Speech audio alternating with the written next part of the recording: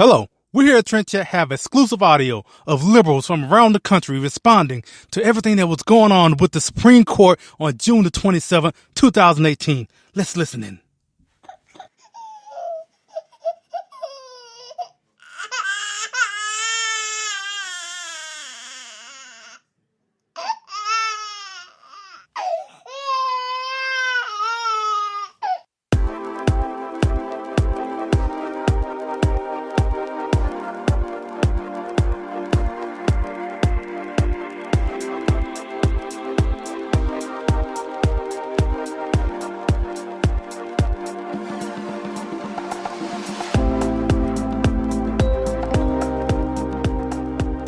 From the highways of America, here's the podcast where we talk politics, a little entertainment, some culture, and this and that, from the road to your ears. This is Trend Chat with your host, Brian Bledsoe.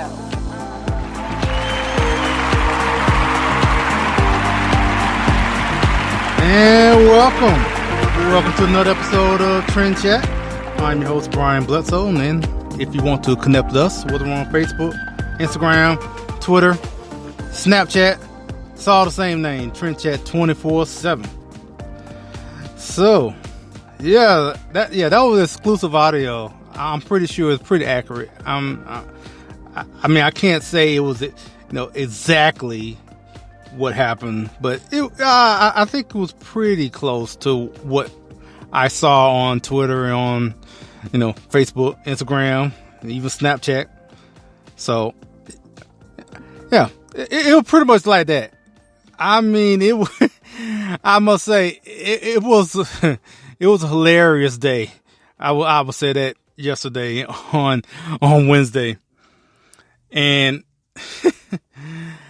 I tell you, I posted a picture of myself with, the flag and We the People hat and all that. And I must say, the whole day in just watching and listening to liberals just lose their mind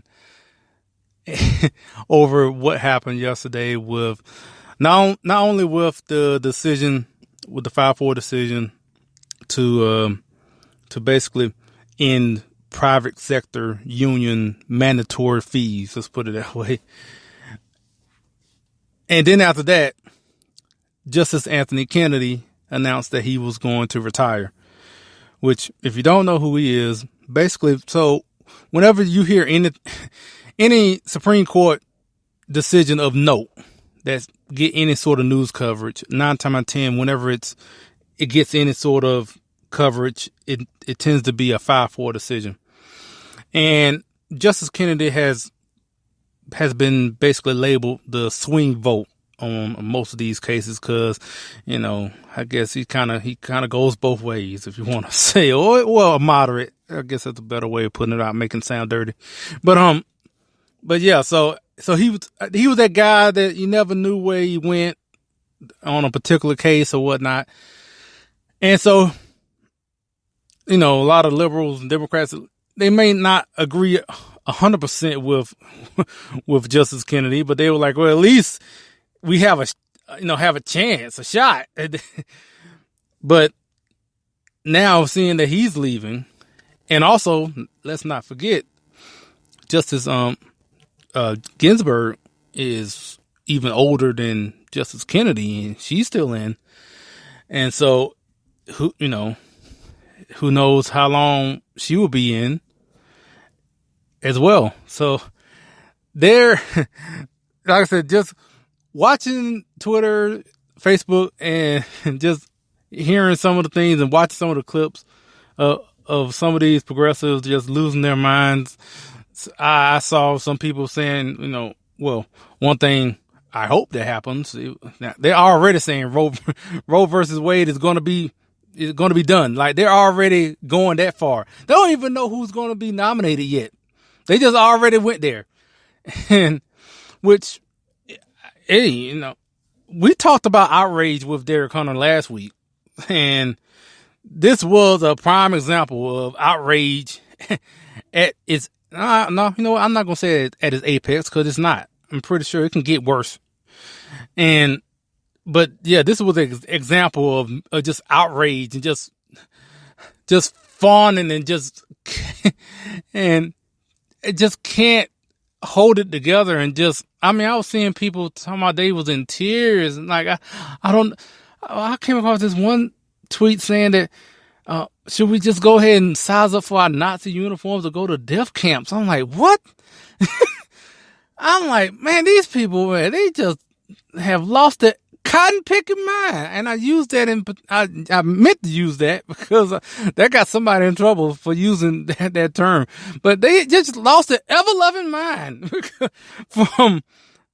just because Justice Kennedy retired. And like I said, you don't even know who President Trump is going to pick. It's just funny, I guess, for them, because in their mind, President Trump is just the most evil person of all time, that they just feel like he's going to nominate the most evil person that he could think of or whatever, and for one, it's just so hyperbolic and so out there. But that's what they think, and that's what they keep pushing on the media, on the news media, entertainment media, all the way. All the liberals are they love just calling him a Nazi and Hitler and whatever, and they just can't fathom what's going to happen next. Like, people posting about fearing for their lives and all of this just because of what happened today. And now look, I don't know who he's going to nominate. He has a good list, and he said he was going to go from that list to make his next nomination, which I don't know everybody that's on that list. I know personally my first pick is Don Willett. He's the justice in Texas. I should have actually got that, the whole title, but I didn't. You know this. You know how it is on here. I don't really have scripts. So I'm just kind of talking off the top of my head. But there's two people in particular, like I said, Don Willett, and the other one is on Thomas Lee.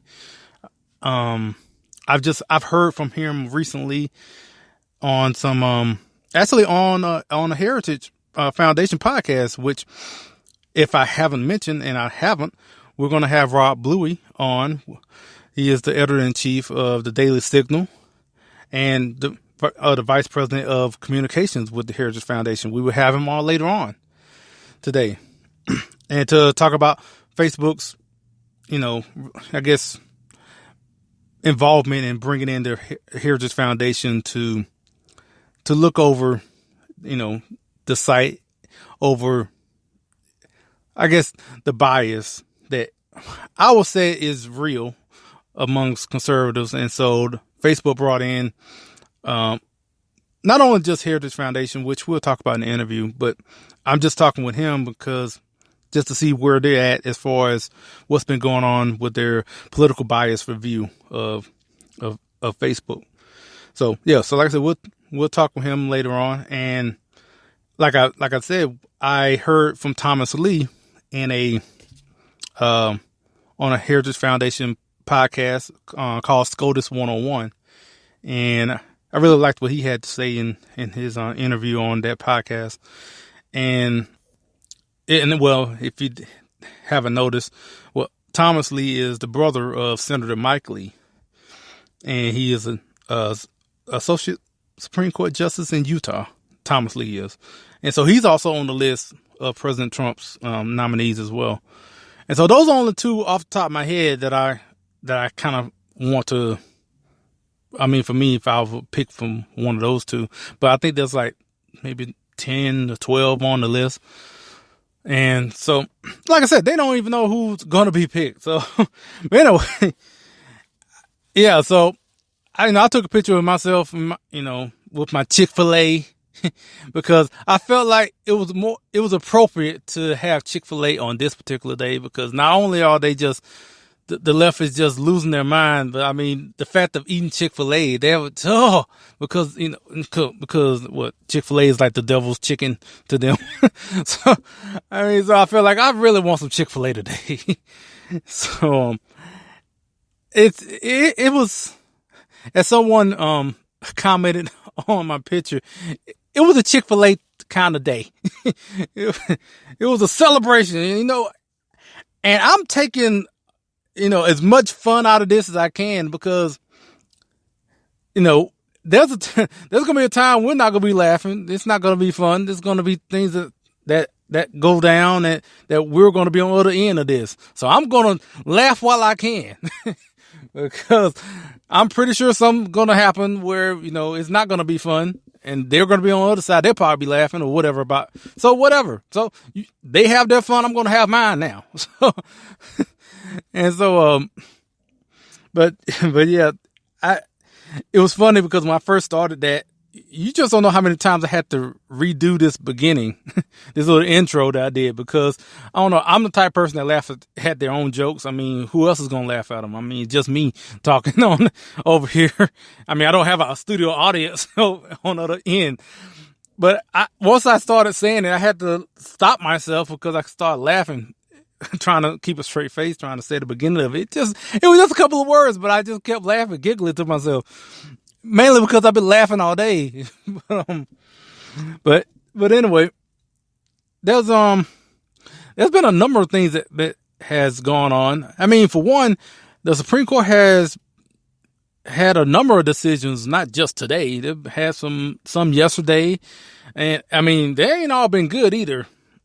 The whole, the internet tax decision, I didn't agree with that, but they decided that states can now, get taxes, from internet tax from, any website, even if they don't have a physical location in that state. So I'm pretty sure I'm pretty sure I kind of botched that as far as explaining that. That's what you get for trying to explain something right off the top of your head when you haven't even thought about it until it came out your mouth, Brian. That's what happens. But hopefully we will have someone next week to actually talk about some of these Supreme Court cases, and it will sound a little more smart.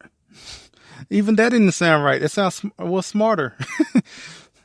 Yeah, I need to quit doing this. I need to just go ahead and go with what I was supposed to be talking about. And just talk about that. Quit deviating off and see, you start going on these little tangents. And now you're talking to yourself. I mean, you're always talking to yourself. Why? Anyway, all right, look. Like I said, see, this whole day has kind of made me a little delirious, I guess, because it's been, I've been posting stuff and yeah. But honestly, I guess I want to kind of bring it down to a little bit of a somber note because maybe people didn't hear about this, especially if you've been, on like political Twitter, political issues today. It's been all about the Supreme Court. But something else I saw today is that Joe Jackson died of today at 89. He died today, and the patriarch of the famous Jackson family, Michael Jackson, Janet Jackson, Jackson 5. And so he died today. And so, I'm not going to go much into about Joe Jackson, really. I don't really know that much other than he was, heard some things about how he raised them and how strict he was and that, hey, the man's dead now, so I'm not even going to get into that now. But yeah, so I saw that. Kind of, just in case, I don't know, maybe you haven't heard about it. And so I just wanted to bring that up. Now, like I said, we're going to talk with Rob Bluey because I want to make sure we give him enough time so we can, play the interview. And, I remember last week which not only last week, this pretty much happens every week after the last episode. I'm kind of wondering what I'm going to talk about next week. And, thank you, Supreme Court. Thank you, liberals, for losing your mind. Because that just brought a smile to my face. I heard I guess, I don't know if it was a DNC, the Democratic National Committee phone call. I don't know. it wasn't anything confirmed, anything. That's why I didn't post it anywhere. But I don't know if it's true or not. I hope it's true that someone got a recording, actual recording, not me playing the baby crying, but actual recording of Democrats reacting in real time to Justice Kennedy announcing his retirement, and how they were like, "Oh no," and were like, I mean, there was like crestfallen. I mean, oh man, it just, it was like the world was coming to an end on that little. It was just like 30 seconds, but it was a sweet 30 seconds, and I've been trying to find it. Hopefully, I'll find it before tomorrow, before the day's over, actually. And we'll post that, because just hearing that, it kind of reminded me of, I forgot the guy's name that was in the HBO. He was in the HBO special, and they were just showing him how sad he was after Hillary lost, and it really just dawned on him that, President Trump Donald Trump won the election, and how sad he was. He was just sitting outside, just didn't know he couldn't even express himself. It was kind of like that, and speaking of Hillary, before we get into the interview, I did one thing I wanted to mention. Not only was this a fun day, a happy day, a humorous day, it's also a day to reflect a little bit, because once again, I am so happy, so glad that Hillary Clinton is not the president. I can only imagine. Think about it. Just think about it. It's not like anything's going to change if you think about it for a second. Just imagine right quick. Just close your eyes and just imagine if Hillary was the president already. Think about who she would have already appointed in place of, it wouldn't be Neil Gorsuch. It probably would have been, what's the name, Merrick Garland, probably, because he was already supposed to be the one coming up. But, President Trump came in, and he got Neil Gorsuch in. So think about who Hillary would have brought in already, and now this news would have came out, and then she would have appointed another liberal, and then who knows? It wouldn't be surprised if by now, if Hillary was in office, Ginsburg probably would have retired by now, probably. Just because she feels it's in good hands now, so she can finally get this load off her shoulders. She can finally get off the bench, and yeah, so she probably would have had at this point be at 3 instead of where we at now with Trump at 2. It probably been 3, because Ginsburg probably would have left 2, or at least going to in the next year or two. And think about where we would have been for years to come, even after she would have been out of the presidency. Those justices would have still been there, and where we would be at as a country. So that's it. It's days like this, and like, man, I'm so glad she's not president. I mean, oh man, I'll tell you this. Ooh, talking about dodging the bullet. It's just about the Supreme Court by itself, even if other things we may not agree with, I might not agree with as far as with the president on some things, but just on this issue alone with the Supreme Court, that should have been a very compelling reason. I mean, that was a reason for me, at least, to vote for President Trump back then. And it definitely feels like it's paying off now, just in that sense. But like I said, we don't even know who's going to nominate. We're going to go down that process, I guess, pretty soon. So, hey, let's get ready and see who he nominates, and then also let's get ready for whoever is nominated to be eviscerated by the media for anything that they ever done. I'll tell you one thing: whoever they plan to nominate, whoever it is, I'm pretty sure. I hope they already got their affairs in order. Their background is, they got it. If they got anything that they've done, I hope they're ready to answer the questions about it, because I'm guaranteed as soon as that name comes out, they're going to go through that background with a fine tooth comb. I'm telling you, they're gonna find every little discretion you ever done in your life. I mean, if you have woke up on the wrong side of the bed at 5 years old, I don't know. I'm just trying. If you looked at someone sideways as a baby, maybe. I guess I'm thinking about baby because I play that baby sound. But anything, any little thing. I just hope you're ready for it, whoever you are, because it's going to come. Because now they are definitely in a panic, because if they can stop, I'm pretty sure going to try to stop whoever that's going to be coming down the line.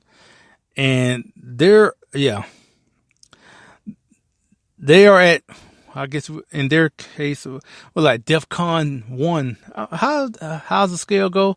Like the highest is DEFCON 1, I think. Okay.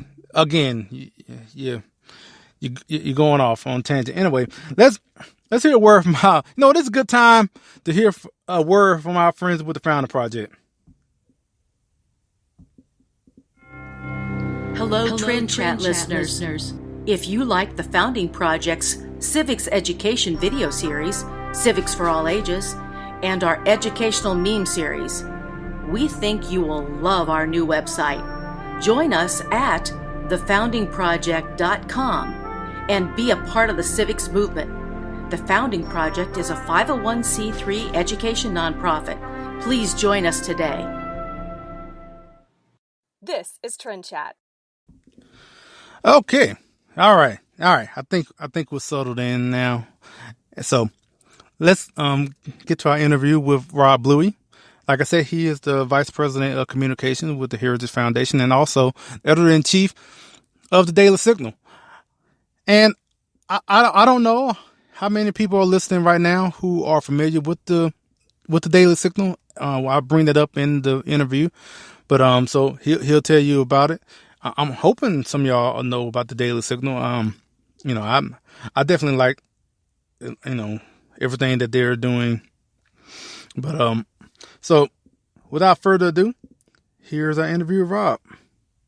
Hello, this is Trend Chat, and in the past couple of months, Facebook has brought in some organizations to kind of do a political bias review, and one of those organizations is the Heritage Foundation, and I've been wanting to bring someone on to give us some more details on it. Today we have Rob Bluey, who is the Vice President of Communications and the Editor-in-Chief at the Daily Signal with us.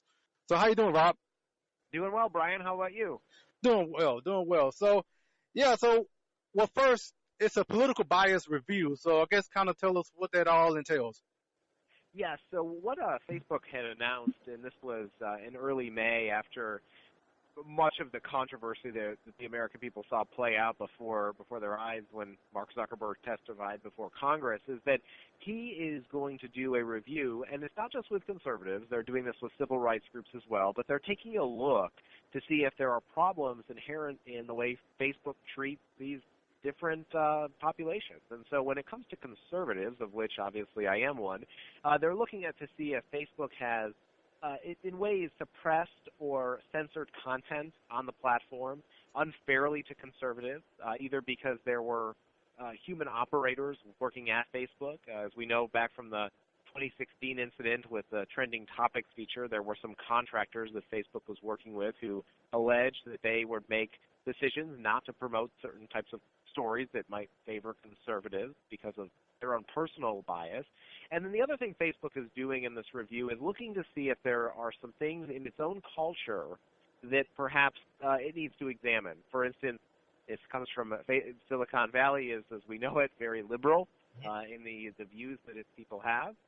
Facebook is a company that's located there with its headquarters, might not have as many conservative viewpoints represented within the company, and that could lead to some sort of bias, and in some cases it's bias by omission because you simply aren't exposed or hearing those particular points of view. Now that it's been a couple of months since this all came out, I mean, is there anything, I guess, to update as far as what's been going on so far? Yes, and so what Facebook has decided to do is to hire former Senator John Kyle at the law firm of Covington and Burling. He's a former Republican senator from Arizona, and they've hired him to conduct an investigation or an audit independent of the company and to reach his own conclusions. And what Senator Kyle is planning to do is to deliver the results to Facebook and in many cases, I think, hopefully change some of the behavior if he points out that it needs to be done. In the course of what Senator Kyle is investigating, he's really seeking out conservatives and people who have experienced problems on the platform that are specifically tied to the type of bias that we've been talking about. So there are times when Facebook will remove content, but it might not be for any political reason. It might simply be because you violated the copyright or the terms of service at Facebook. It might not be because somebody was intentionally trying to suppress a political point of view. And so what Senator Kyle is trying to do is figure out and differentiate if there are those cases that exist, and I think that we've clearly seen that there are, and point them out to Facebook and figure out what a long-term solution might be.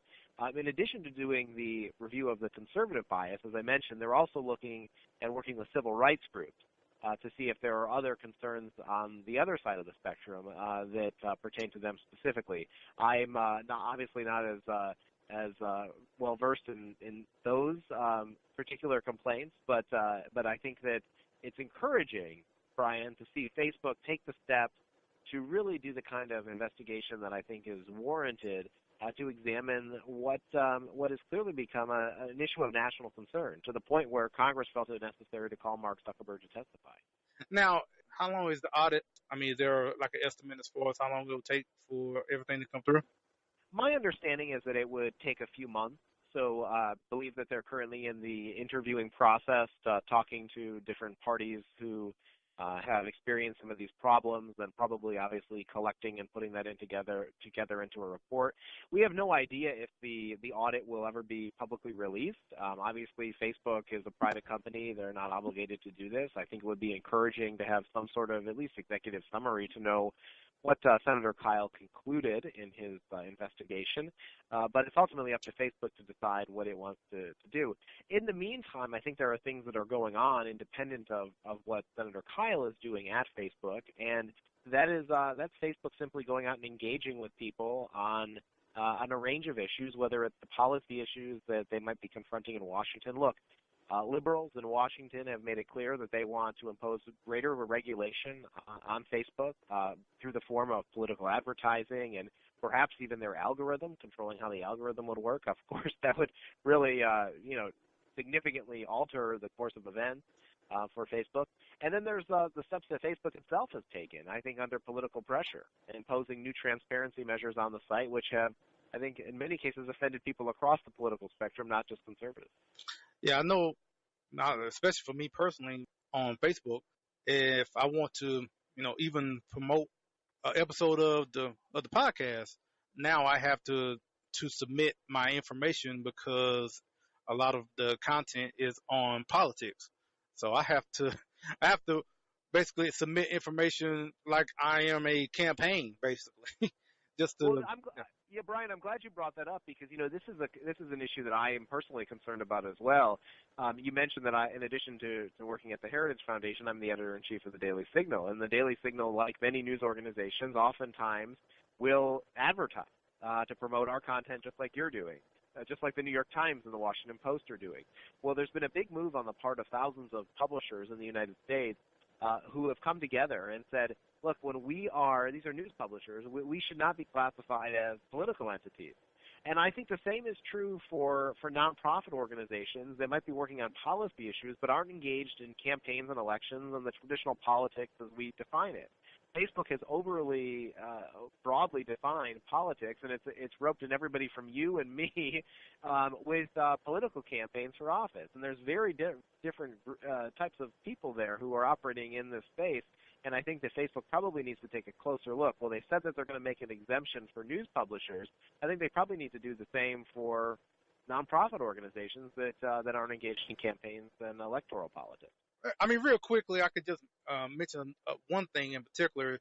So, if you want to advertise on Facebook now, especially if you have anything political, from what I gathered from when I went through the process, if you talk about any particular subject, it's considered political. So, if you talk about abortion, it is automatically considered political. If you talk, I mean, there's a bunch of like keywords that they had on a list that is, that is not. It's not the full list, but if you mention any of these words, you are automatically considered a political ad and have to go through these steps to even advertise. Yes, that's absolutely correct. And I think it's, as you said, bringing in a lot of people who might be advertising on issues that really don't warrant the type of political label. When you see those ads on television that are for a particular candidate and they have to have that disclaimer that, they've endorsed this message and they paid for the ad. Facebook is essentially saying the same thing to pretty much anybody who wants to write about or advertise on any issue. And I think that those issue advocacy ads, which is what you're talking about, very significantly from what a campaign ad is. And even the source of the doing the advertising, you might be trying to just simply promote or gain new subscribers for your podcast, and all of a sudden you find yourself imposed on you these tremendous transparency requirements. And I'm all for transparency, but at the same time, I think, again, Facebook, in a rush to get this out, has probably over broadly defined it, and as a result is impacting a lot of different people. And that's why you've seen the news publishers in particular launch such a fight against Facebook on this issue. This is Dana Lash, and you're listening to Trend Chat. Hello, this is Brian Bledsoe, host of Trend Chat, also contributor at politichicks.com. Here to tell you about the new book called Politichicks, A Clarion Call to Political Activism, with over 300 pages from contributors like myself, talking about topics such as education, social issues, healthcare, the Second Amendment, and of course, activism. I encourage you all to check it out at politichicks.com, and is also available at Amazon and Barnes & Noble. Politics and other stuff, maybe. This is Trend Chat with your host, Brian Bledsoe. If I'm not mistaken, I think I saw in a number of articles saying that that the Heritage Foundation are conducting meetings with Facebook. Am I correct? We've had several meetings with Facebook representatives. In fact, well beyond what's happened so far in 2018, but we have convened a couple of very large coalition meetings of other conservative and libertarian groups to have conversations directly with Facebook about some of the algorithm changes that they've made, to talk about some of the policy issues that they're confronting here in Washington, D.C., and they've been productive. It's really helpful to have a seat at the table and to talk to some of the executives, both who work in the Facebook's Washington office, but also from their Silicon Valley headquarters. Okay. Well, hopefully whatever comes out with the audit and with Heritage Foundation doing with Facebook, hopefully in the end it will have some more transparency and also just basically be objective, or at least as objective as possible. Well, I think that's the ultimate goal, Brian, because I think what I often hear is that for so many years, organizations on the right and frankly probably on the left as well have invested heavily in Facebook and growing an audience there because they see tremendous value.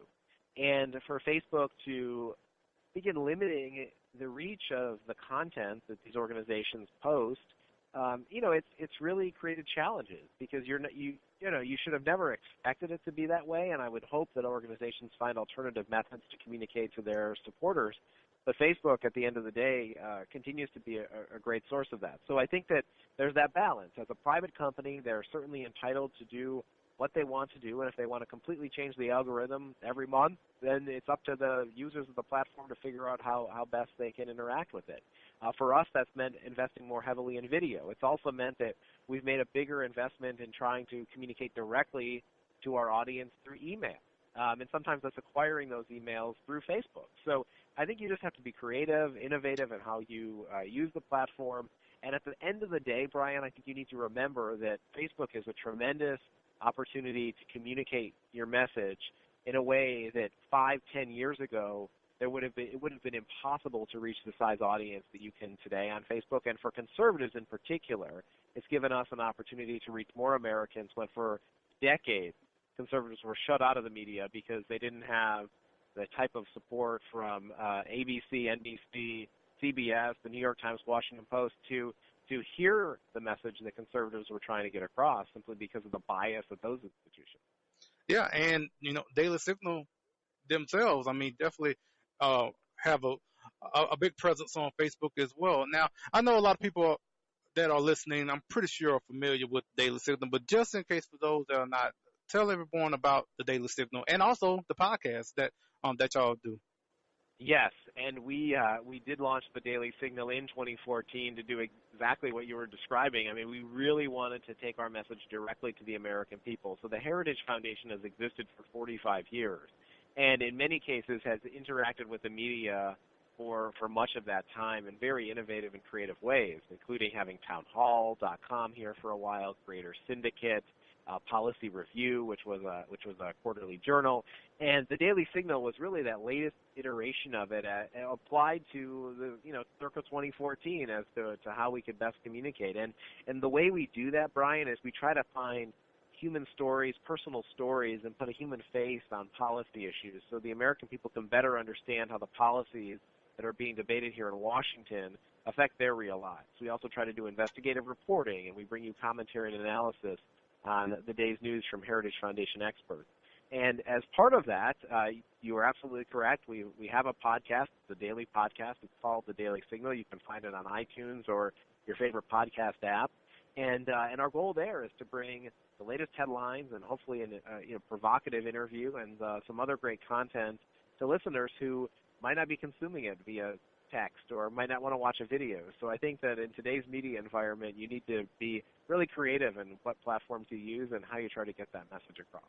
Yeah, I mean, I know we're on my podcast now, but I'll tell you, I listen to all the podcasts as well. Daily Signal podcast. I listen to the other podcasts as well on from Heritage Foundation, like Mass Ave, SCOTUS 101. So I listen to all those podcasts. I think they're great. So well, thank you. And look, it is a constant challenge, as you know, Brian, to try to keep pace with with the amount of competition you have in terms of the people who are able to produce content. It is a remarkable time that we live in. The fact that so many people have access to be able to do that, and it's a challenge on a daily basis, but it's a lot. We have a lot of fun doing it. How can people get in touch with you on Daily Signal and you on social media? Sure. Well, follow the Daily Signal on Twitter and Facebook. Encourage them to do that. You can follow us at Daily Signal on Twitter and Facebook.com/The Daily Signal News. And go to dailysignal.com and you can sign up for our daily email called The Morning Bell, and we'll deliver in your inbox every morning, the latest news and commentary on the issues. For me personally, probably the best place to do that is on Twitter at Robert Bluey, Bluey is the last name. And thank you for the opportunity to chat today. This was great. Yeah, thanks so much for your time. Hope we talk again soon. Excellent. Thanks, Brian. Yeah, but thanks to Rob for joining us. And yeah, so as someone, I didn't mention this in the interview, but as someone who has been in Facebook jail, as you call it, basically, when it's when you're being suspended for, I guess you can be suspended for like a day, 7 days, 30 days, or whatever like that. I think I've been locked out for 30 days on my Facebook account. Nothing on Twitter yet. I'm not wishing for it to happen, but I mean, it seems like it's just a matter of time. But yeah, someone who has been, I guess you can say, regulated or whatever by Facebook. Yeah, I'm definitely hoping what the Heritage Foundation is doing would at least level the playing field at least. So now, when I first no, ever since the 100th episode, I kept saying I was gonna, like, do more as far as at least saying where I'm at. And I know we're at the end now, but I still want to say we are in Freeport, Illinois, and that's where we're broadcasting from today. And earlier today, we had a delivery in Chicago. And yeah, I mean, look, it wasn't like that. I mean, I didn't have to worry about gunshots or anything, but not right then at least. But let me just say I got out of there safely. Let's put it that way. I didn't have to worry about gunplay. So, and we're on our way to Kansas now. So, just I guess I just want to just let y'all know, because that's another aspect of Trend Chat is about being on the road. And I don't really have any story today. Nothing really happened other than the fact I went through Chicago. But like I said, it wasn't none of that. So I don't have a story about escaping, gunshots or anything like that. So that's it for this episode. Again, I appreciate you listening, and like, share, subscribe, iTunes, Google Play, Spreaker. Thanks to Spreaker for giving me the platform that we're on right now. And we're on iHeartRadio, and wherever you get your podcasts. I guess I need to start just saying that too, because we're in places that I don't even know we're at. But I definitely know it's iTunes, Google Play, and iHeartRadio. Yeah. So, yep, like it, share it, subscribe to it. Yes, let's continue this road to 1 million plays, 1 million people listening to Trend Chat. Wow, that'll be awesome. But that's what we're on the road to, and you know how we get there? If you, dear listener, whoever you are liking, sharing, and subscribing. That's how it happens. And when you do that, that's what happens. I give you applause. That's what happens. So until what? Well, hopefully, like I said earlier, hopefully we'll get someone and we'll talk about this whole thing with Supreme Court in more depth, I guess, to talk a little more about it next week, hopefully. If not, it'll be me. It'll be me and doing what we're doing right now. So until next week, not whether Tuesday or Thursday, you know how it is, Tuesday or Thursday or Thursday, who knows. We'll chat with you later next week.